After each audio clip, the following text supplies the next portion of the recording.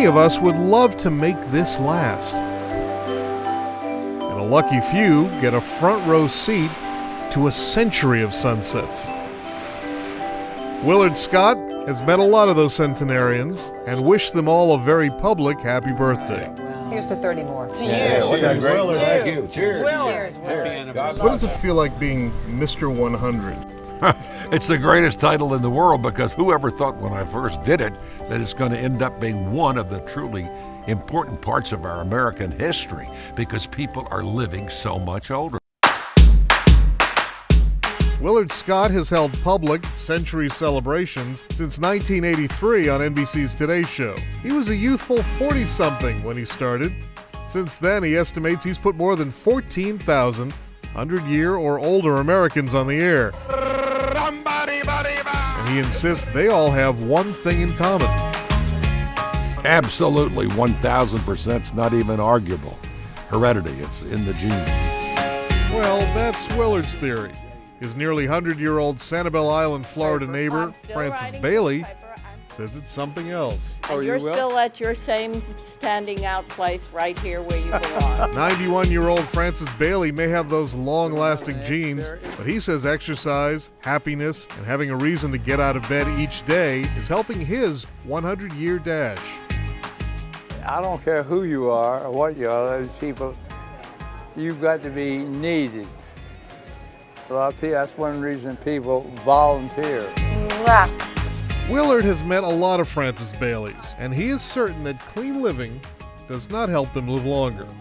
Oh yeah, you get a million different tips. Some drink, some don't. One old guy, I remember, he wrote his own letter. He was 105, and he said, "Dear Willard," he says, please mention my birthday. He said, "My mother told me never to drink and smoke. So at 100, I quit smoking and And when it comes to getting old, there is a lot of fascination and fear. Come on, Sam. You guys want to live to 100 years old? Yeah. No. Yeah. No, it'll be boring. And you'll be old and wrinkly. You don't look too wrinkled. yeah, no, fat people don't wrinkle." Oh, there he goes. Willard Scott says everyone thinks about aging, even when they're young. 100, baby. And sometimes 80-year-old children move back in with their 100-year-old parents. Lady was 105 and her son was 90, and they both lived in the same nursing home. And every morning, his room was next to her. She would get up and make his bed. Sometimes he was still in it, but that didn't matter. And while Willard no longer spends his day at full throttle, Catch and release. Goodbye. his older, more active elders rarely take it easy. Oh yeah, wait a minute, now this is January, yeah. So is it the food? 91-year-old Frances Bailey isn't sure. Eggs were supposed to be bad last week. This week they're good. The same way with butter. Butter now is good for you. Last week it was bad for you. Wait a minute. Oh, there he goes. And Willard's fishing partner, Captain Bob Sabatino, has a family tree loaded with Century Club members.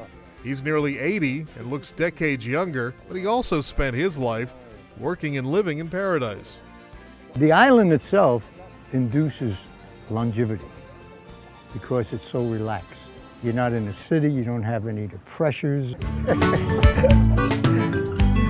Look, it is the same one. Recycled. Yeah. We recycle. Now listen, I've told you once, I've told you a dozen times, don't take the hook on everything. And the exercise you get when you're in a boat, because you're always balancing yourself, so you're getting exercise without even knowing it. The island's other mammals only live half as long as us, despite their healthy fish diet. Thank you very much. These are yours. Back at the store, Richard Johnson, now helping run father-in-law Frances Bailey's family business. And Richard says Frances showed him a few tricks on aging well. I know what one of his secrets is. He loves what he does. Loving work and each other seems to add a few extra years. Arrivederci, Santo Domingo. I knew nothing but love all my life. They all loved me and hugged me, and we hugged. You know, we touched each other. A few other island neighbors said they found a few other secrets. Deb O'Brien is a geriatric nurse.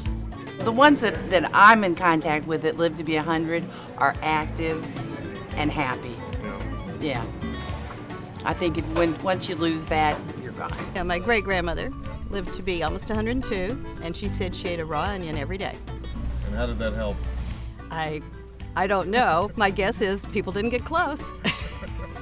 And whether you end up with a century-long shelf life or one as short as this fish, You got him? What is he? Sheephead. Oh my God. Willard and other high-mileage humans say it's a good idea to live each day as if it's your last. Friend last week died 39. Never had a problem. Never had a problem. Wow. Boom. So you better be ready. In an instant, as the Bible says, in a twinkling. That's right. On Sanibel Island, Florida, I'm Andy Field for My Generation.